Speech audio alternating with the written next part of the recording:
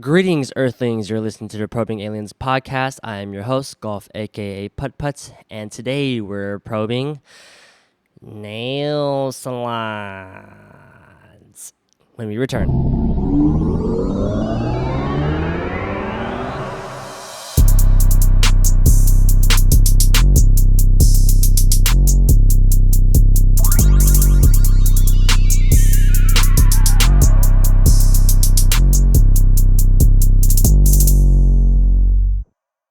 And today with me joining, I have Monica, owner of Glo Beauty Bar. We are sitting in the back of the shop, which most customers don't get to see. So, Monica, how are you doing today? Good. How are you? Hey, y'all. I'm doing great. My name is Monica. I own Glo Beauty Bar here in Downtown Lawrenceville. We service nails and we also wax eyebrows. Ooh, okay. So, we've known each other for a pretty long time, since we were little kids and stuff.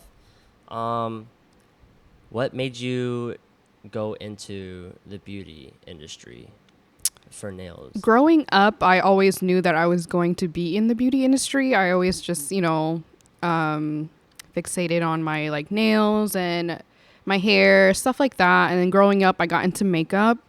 So as soon as I graduated high school, I went straight into cosmetology school, did that.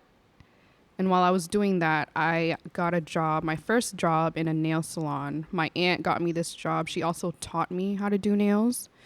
You learn in school, but they just teach you the basics. So if you really, really want to learn, you have to be in on the floor doing it yourself. So that's how I got into nails in the first place. And would you say that it's been a rewarding career for you so far? It's very rewarding. These relationships you build with your coworkers and your clients, they kind of become your family or your long-term friends. So it's rewarding in that sense, and you get to be there for these people and not only servicing them, but also being there for them personally in their lives. And so when you say building up the relationships and, kind of like a long-term family / friend, would you go as far as to say that, if something happens to them, what am I trying to say?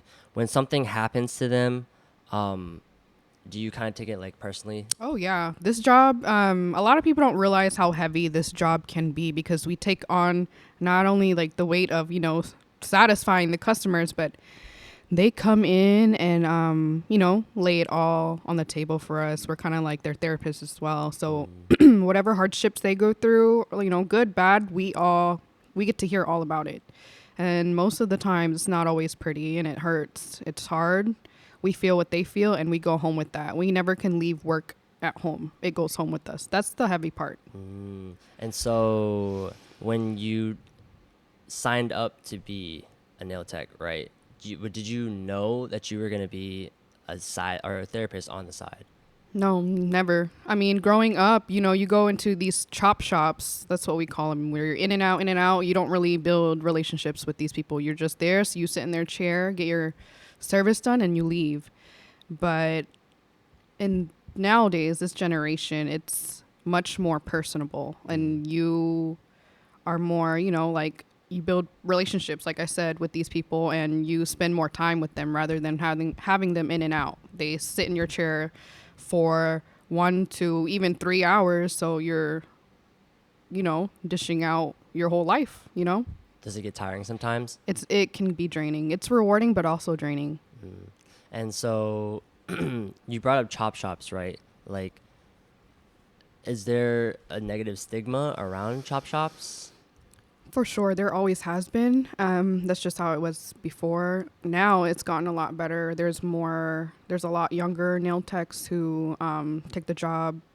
We focus on designs and stuff now, so we and quality, so we take a lot longer than the chop shops now. But before, now they're still around, and it's not the same. It's not the same experience as something we would give here.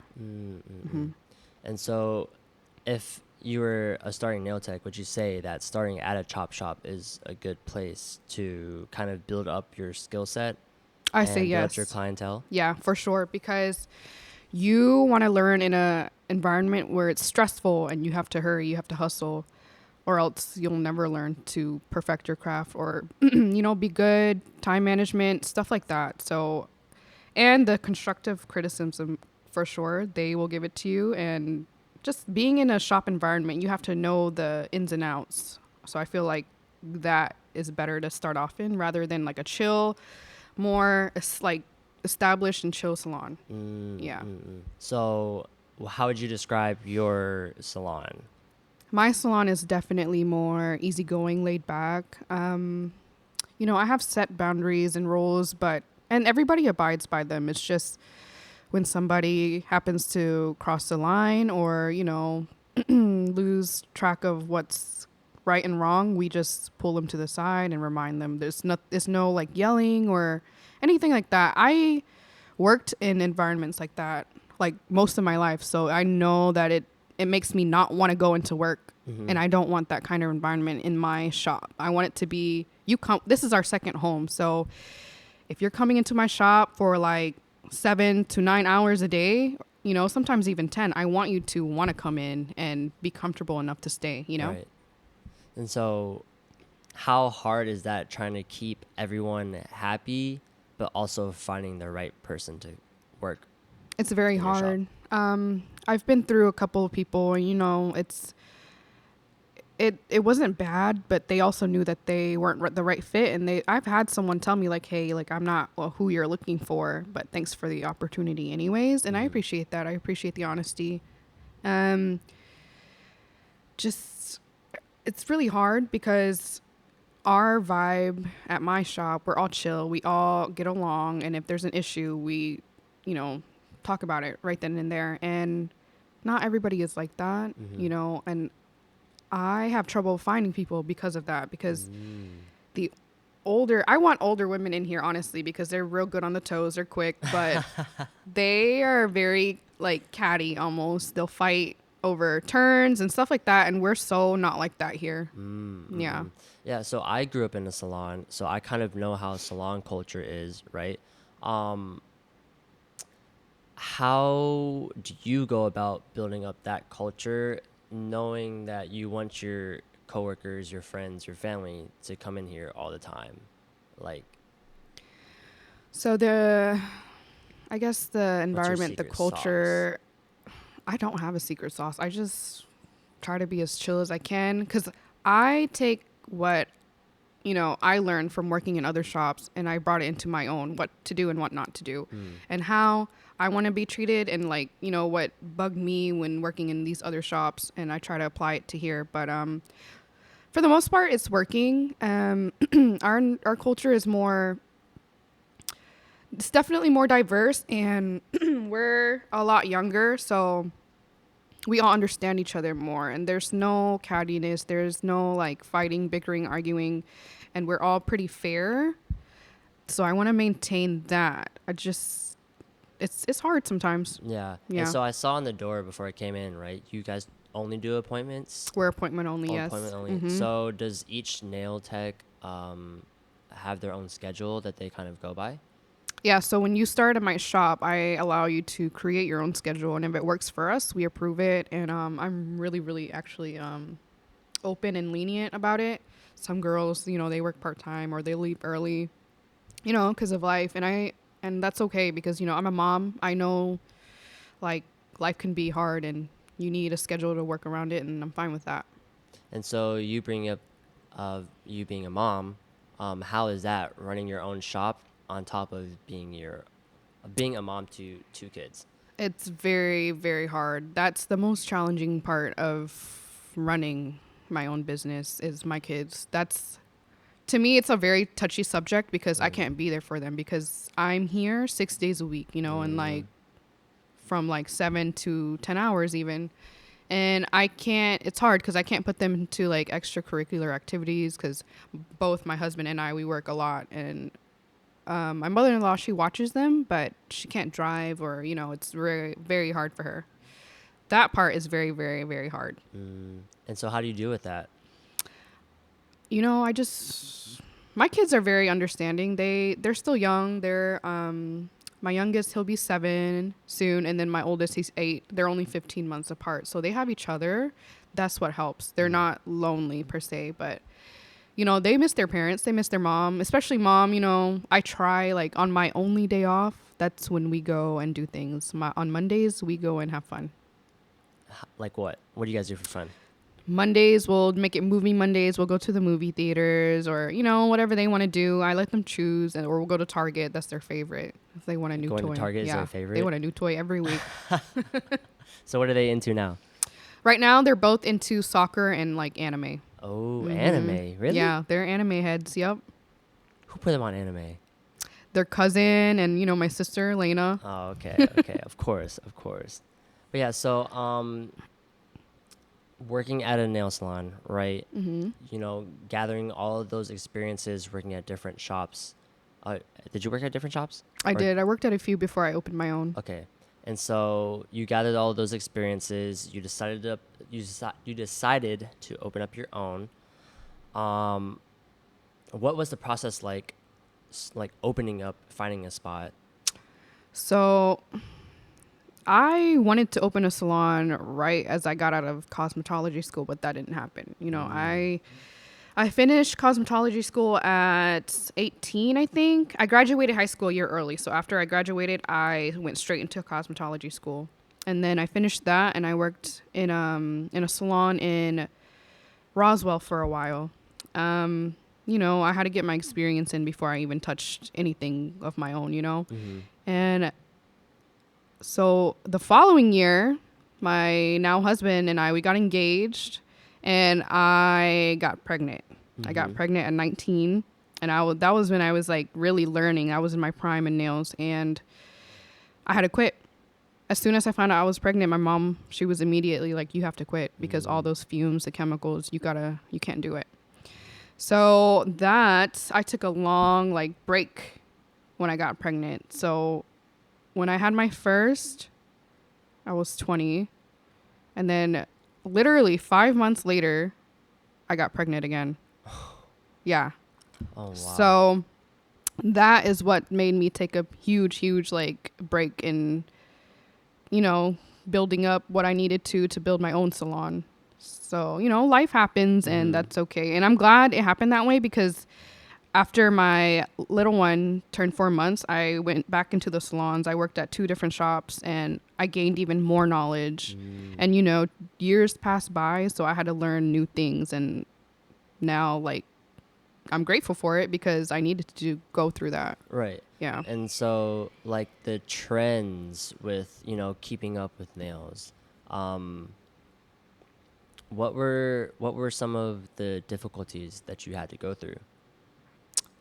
It's not necessarily difficult. Instagram, like, social media helps out a lot with that. The only challenging part is keeping up. That's hard because you constantly have to buy new supplies, new, this and that. And that was really the only hard part. And then, learning, we have to teach ourselves, but YouTube helps us. Yeah. So would you say that everyone here learned off of YouTube and cosmetology school? Not cosmetology school, because that you Just have the to. basics. Yeah, just the basics. YouTube, self-taught, stuff like that. Videos on Instagram even has, like, tutorials. That is, like, the real school to me. Social media. Social media. And so I want to touch on social media. Like, how did you kind of build up that reputation for yourself through social media? Did you have a plan, or did you just kind of... Honestly, I did not have a plan, and I was kind of nervous. I didn't care about, advertising myself like that, because I didn't know how, one day if we do blow up, and, like, how am I going to handle that? I'm only one person, Like, Yeah. I have a hard time keeping up with my social media now. So that part, it kind of just built up on its own. Like, I would just post and post and post, and it kind of just, like, grew over time by itself. And I'm thankful for that, because not everybody has that opportunity, And so would you say that I don't want to say following, but the clientele that you've built up over the years, do you appreciate them kind of like following you from, shop to shop? Oh, 100%. Most of my clients who were at my last shop are still with me. Mm. And I was, thankful that I could bring them along. I didn't bring all of them along, but most of them did. I'm thankful that my last shop was, okay with that. She was very open about it. Mm. Hmm. Is there like drama between shops Oh, kind of stealing no, clientele? no, no, no. No? Like the last shop I worked at, it was probably the longest shop I've worked at. Mm. And the most like, I loved it there the most, and they became more of a family to me and stuff. Mm. So I appreciate them a lot, especially the my last boss. Did they kind of influence you on how you wanted to run your shop? Oh yeah, 100%. She had great relationships with her clients, and I admired that. So I Mhm. wanted to bring it to my own. Right, right. And so when you finally opened up the shop, right? And everything was running smooth. Were there some things that happened throughout the life of the shop that wasn't expected Oh, or that you didn't expect? 100%. So we opened right in the middle of COVID. We had opened for a few weeks. Everything was smooth. It was going good, better than I expected. Then my cousin had caught COVID, and he actually passed away shortly after I opened the shop. That like hit me like a train, and I still haven't processed it to this day, but that gave me kind of a mental block. But I had to keep pushing. I had to keep going Mm-hmm. for the shop's sake, for my Mm-hmm. employees' sake, because if I don't eat, they don't eat, and if they don't eat, I don't eat. So it's just vice versa. It's really hard. Stuff like that, you can't let that get to you because you have to keep going. You have to keep pushing. Right. So that part was very, very hard. And then other than that, I mean, Because I it's, know I saw on social media that the shop was flooded at one point. oh yeah, that was really hard. That was unexpected. So one day, I forgot when it was. It might have been 2 years ago. It was raining really, really bad, and this shop is really old. The building's old, and I guess the drain had some like clogging issues, and the rain just kept rising and rising, and we didn't even notice it until our client was like, the water is like way over the door, and then it just like out of nowhere just started splashing in, and like thank goodness it was the end of the day because we had to shut down completely. It was too dangerous because the wires and electrical stuff. We had to take all the clients and place them on the platform, the pedicure Oh platform, no. because we didn't want to risk shock and stuff. Yeah. But yeah, that was hard. That stuff like that, no one prepares you for. Mm-hmm, mm-hmm. And so we're in downtown Lawrenceville. Mm-hmm. What made you decide to open up shop here? I just got really lucky. I got blessed. This building, my parents they've had it for over 20 years, and it used to be their business until the recession hit in '08, and they relocated their shop to the house. Mm-hmm. So they ran everything from home, and they rented out this building. And then, they had to unfortunately kick out their tenants, and then that's when we started really working on the shop and trying to make it mine. Mm-hmm. And so did you know that you would end up with this shop, or it just kind of happened that way? I think it kind of just happened that way because when I was in cosmetology school, this building was already like vacant. There was no one in here, and so that was the plan. Yes. Okay, okay. And it's very pretty inside. I really do like the Thank you. aesthetic. Thank you. Did you have a specific idea of how you wanted it to look? I did. So back when I originally was supposed to open, this was like my 18, 19-year-old self. I wanted to paint the whole shop pink. We already bought the paint and everything. So when it came time to actually build the shop and work on it, my dad was expecting us to use the pink paint, and I was like, absolutely not. We're painting it white. He was so mad. But There's no like pink room that you wanted to no, paint? no. No? The shop Not even is the bathroom? completely neutral. No, not even the bathroom. Damn. So 18-year-old Monica would be very disappointed. Yeah. Oh, because I worked in a shop where they had pink walls and stuff, Really? and it was super cute. Yeah. Was But it like now a chop shop or is it more of a boutique kind of it was a boutique, but they also kind of ran like a chop chop shop, shop? which is understandable. That's how Mm-hmm. people make their money. Right. But yeah, this my style now is definitely more neutral, cozy, inviting, and little pops of color here and there, and that's Mm-hmm. what draws the clients in the most. Would you say that environment and what the shop looks like attracts certain kinds of people? Oh yeah, they love it. It's like I always say, when you walk in, you're walking in as family, Mm. and they feel that. You walk in, we know your name right away, and that takes a lot of people, like, they kind of are in shock because, like, oh, you know my name, like, we greet them like, Mm-hmm. hey, how are you doing, and they appreciate that. Right. And so, you know, as a male myself, right, there's a stigma about entering nail salons and getting, you know, manis, pedis. What do you think about that?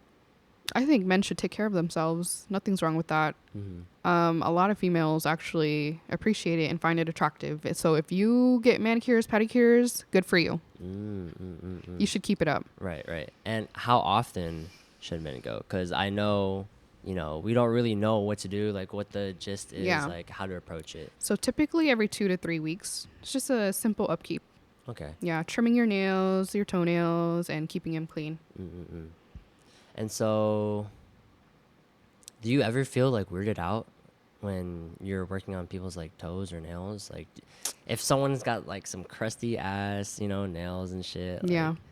do you in the back of your head? Uh, I know. I don't want to expose you, Right. right? But like, have you ever had a thought like, Of course, ugh, sometimes it can be scary, but if it gets to that point, we recommend them to podiatrists and stuff. We we are not doctors, so we can't perform certain, services. Like, we'll take out your ingrowns, but we can't like perform surgery on you. You know what I right, mean? right, But no, I knew coming into this job, I was gonna see that, so I prepared myself, and I never want to make anybody feel uncomfortable because that could be somebody's biggest insecurity. right, right. And so, how do you deal with those people who have insecurities when they come in here? I make sure to assure them, reassure them, and I always say, "Stop. This is not bad. I've seen worse." I always tell people that just because it makes them more relaxed and stuff. And would you or have you thought about offering more services besides manis, pedis, waxing? My original plan was to be a full service salon. That's why it's Glo Beauty Bar and not Nail Bar. I had hair stations at one point. Just I was looking for a hairstylist and maybe even lashes. I didn't have room for that, but I could have made room. But we transitioned into a fully like nails like salon, I guess. The hair stuff didn't work out, so it's a lot of stress. I originally wanted to do makeup as well in here, like myself, but I was so busy with nails I didn't have time for that. So it's just maybe in the future when I can take a break, I'll think about that. So, like adapting to that, like you had an original plan and obviously it didn't go to plan. I kind of just brought myself to be okay with it. Nails were busy enough, and that's okay. If maybe later on in the line we can offer more, we will. Like maybe even build suites because we have a big warehouse. I mean, where we're sitting now, it's a big warehouse where my parents used to have their workshop for cabinets and countertops. So maybe that can come in the future. But that's just like down the line. Down the line, that's a whole separate business, but still same but different. Right. Yeah. And so I know there's a shortage everywhere for finding workers and stuff. Yeah. How has that been for you? And what do you look for when you're hiring people? It's been hard. Luckily, I've been fully staffed for the majority of the time. Would I like more people? Yeah, of course. But it's hard because, like you said, it's hard hiring people, finding people, and the type of no, I don't want to say type. Like the person that would fit in best with us is laid back and like chill and not competitive. I want you to be serious. I want you to be hardworking, but not competitive. Where I used to work in chop shops where they would fight over turns, and argue. I don't want that here. So it's very hard to make that clear to people. And it's kind of uncomfortable for them because they're not used to that, you know? And we're appointment only. So if you have a clientele, you're going to be okay. If you don't, it's going to be hard. Right. Yeah. So would you help them build up that clientele? 100%. We always try. When you're new here, you're pretty quick to build up a clientele. And I'm thankful for that because it's not like that everywhere. Right, right. And so, you know, obviously you've been in downtown Lawrenceville for, what is it, 3 years now? Mm-hmm. Yep. And have you, like, how's the community like here? It's You know, great. building up, meeting up with the business owners. It's great. Everybody's pretty. It's a community. It's a small community. Everybody keeps in touch, and you know all the events that goes on. We all know about it, and we all participate as much as we can. It's really nice. It's like small town vibes. Mm-mm-mm. And did you ever, in your mind, think that you would kind of become like a staple household name in Lawrenceville? No, never. The fact that you know our business was able to become what it is, as big as it is, like it's a blessing. I went into this with low expectations just so I wouldn't, you know, my hopes and dreams wouldn't get crushed. But so far so good. I'm very thankful. You know, just trying to make my parents proud. They gave me this building to use and utilize, so that's what I'm doing, and I'm trying to pay it forward. And going back to when you were 18, 19, right? What kind of pushed you to start up your own business? I grew up in a family full of entrepreneurs, so I felt like I had to. And I wanted to because I didn't want to answer to somebody for the rest of my life, you know? And would you say that's kind of something you need if you're going to succeed as an entrepreneur? Yeah. The support, you need the support and the mindset and a tough, thick backbone because it's not easy. And, you know, working with family, right? How is that like? It's very hard. Very, very hard. For the most part, they're so helpful. My aunt actually helped me out for the first few years. She was the manager and she helped out a lot. We never had an issue, an argument, but you know, sometimes I've hired like family members, it didn't work out. We've, you know, and like even friends. I've lost a lot of friends and family even throughout the course of this, and you know, it's sad, but it's okay. It's a learning experience. And so would you still try and help your family even if you know, they say like, oh, hey, I want to learn like a new skill set, you know, I want to kind of build up my clientele, I want to build up my resume, just trying to improve myself. Would you give them that opportunity? Oh, always. I always want to be that, you know, like resource for them. I'm always here because I want them to succeed as well. You know, they're my family. And I noticed that when I walked in here that your coworkers have their kids here. You don't really care. Do your customers mind at all, or?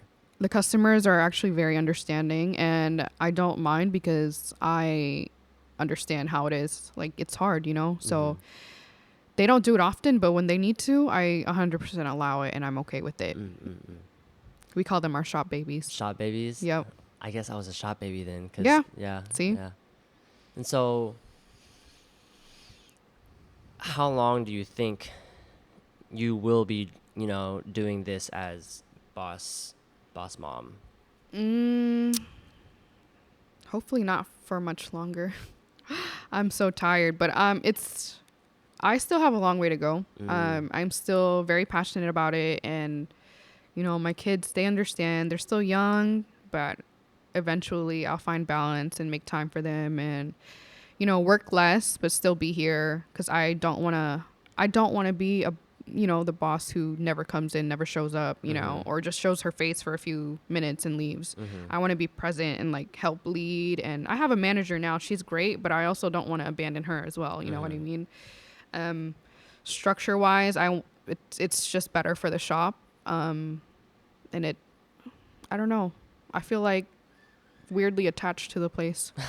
I mean, it is technically your Yeah, it baby. is my baby too. Yeah, But I don't want to be stuck in here forever. 6 right. days out of my life is too much. So you're here 6 days, even though you do have a manager.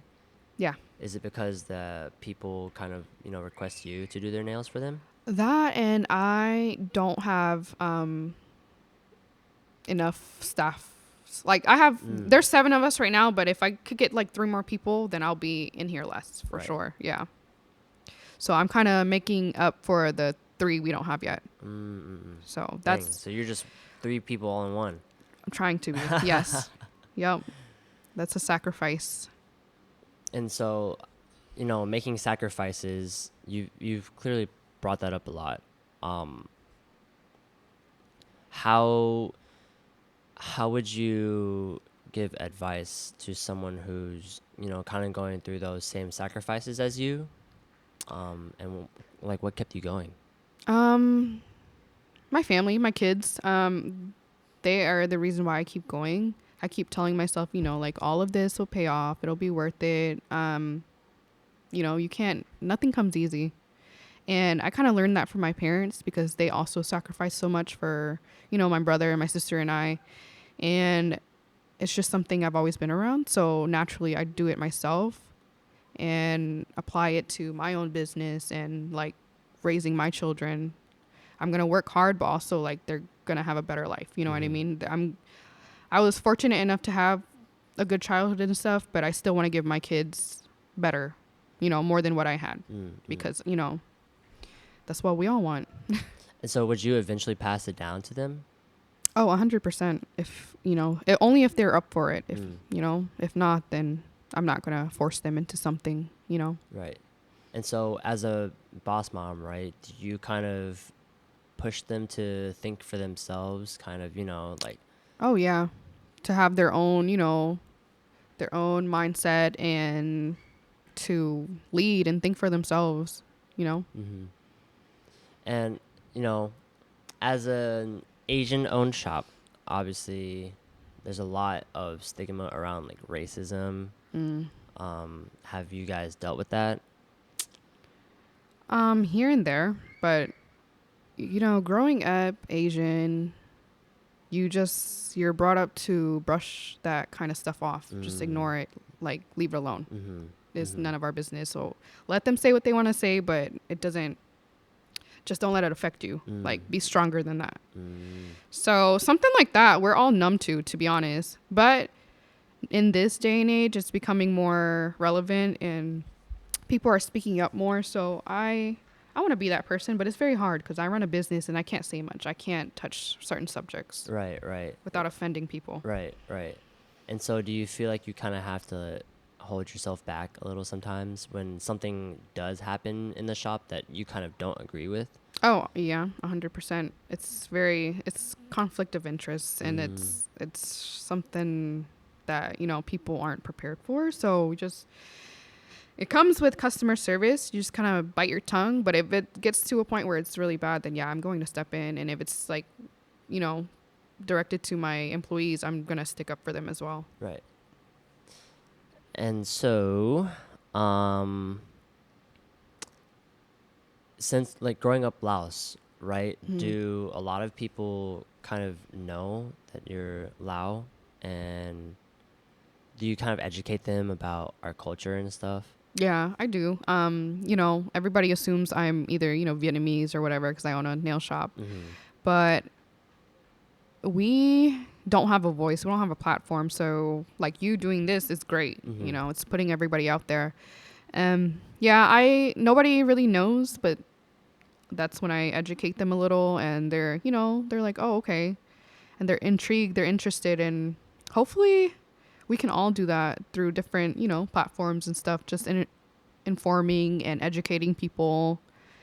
We I don't know, we're kind of like in the shadows, and I don't like that. Yeah, I don't like how we're in the shadows either. Yeah. People are just like, I've never heard of Laos Mhm. before. Like, what is that? Is it Exactly. similar to Thailand? Like, Well, that's how I have to explain it to yeah, people. because like they don't understand. Exactly. Yeah. So, I just say, we're similar to Thailand and stuff. So, And so has more people that come in this shop that are kind of your regulars, um, are they kind of getting acclimated to the Lao culture? Oh yeah, they love it. They appreciate it. I've actually had some clients come to our like house parties, and they're like, it's a huge shock, culture shock, because we're crazy, and but they like it. They love it. You know, we're not as reserved as Southeast Asians. We're very Loud. that, and I don't know. We're just different.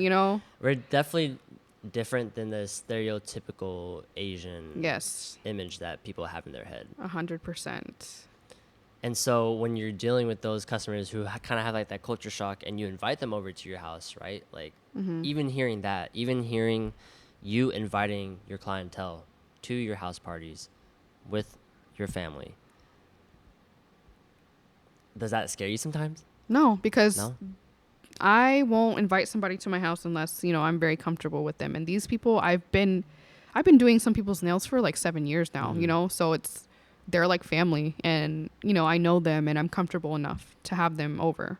Right. And so like you're not worried about, anything happening at your house, because that's kind of like a personal spot for you. That It it is. kind of goes into bringing work into Right. home. And I've brought like my employees and stuff to my house too, and I wouldn't do that unless like I trust you. So the fact that we've built close enough bonds and relationships like says a lot about the industry. It's very, very tight. And so what are you doing right now to kind of find that work-life balance? It's really hard because honestly I haven't even found a balance yet. There's still a lot I have to learn. Even like replying to messages when I'm home, or like stuff like that. It's hard to leave work at work. That's something you don't do in this industry. Like when you are in the service industry, you can't really do that because people are constantly texting you or messaging you about appointments and this and that, and it's hard to ignore that. You know what I mean? Because you want to be available and ready. Right.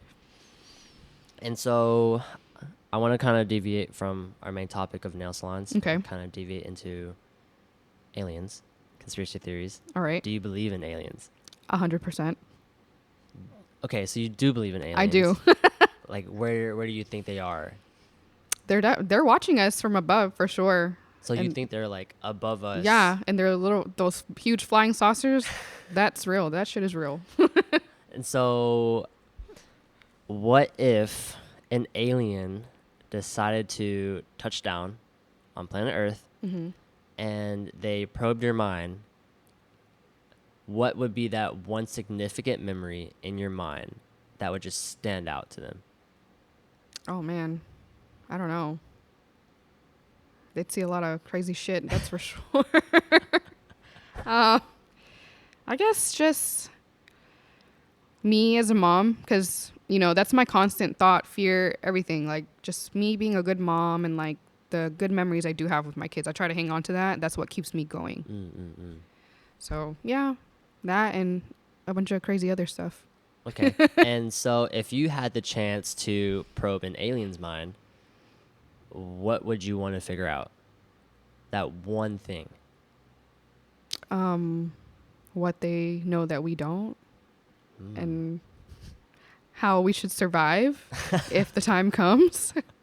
Because the end times are near, I feel like. The end times are near. What do you mean by that? They're about to take over. So you already think that we're living among aliens? Oh yeah, 100%. Okay. Why, do you get a lot of skeptics? So when people hear the name probing aliens, they think it's conspiracy theories, right? Obviously, I dabble a little bit in conspiracy theories. I put on my little tinfoil hat and kind of, taking the energy from the aliens and shit. Do you speak their language? Yeah, no, I definitely believe in aliens. Yeah. I'm not skeptical about them at all. But I do feel like we are living amongst aliens, just not within our universe, or not our universe, but within our galaxy. So you think they're like in different galaxies? Yeah. But okay, yeah, they can be, but they can also pay us visits. Right? Like they could be in our galaxy, but like where's the evidence of where they came from, Like we're so behind I feel like Oh, technologically. I agree. We don't know what's out there, and we Right. don't know where they're coming from. We just know that they're coming, Mm. and they visit, and but everything before that, we don't know. We have zero clue. Would you survive an alien invasion? Not gonna lie, probably not, because I'd probably have a heart attack right there. They wouldn't even get the chance to get to me. I'd just fall out right You there. just fall out Yeah. before they even beam you up Yep. into a With spaceship. my anxiety-ridden self. But yeah, they're definitely out there. We just don't know from where. Okay. Interesting. Interesting.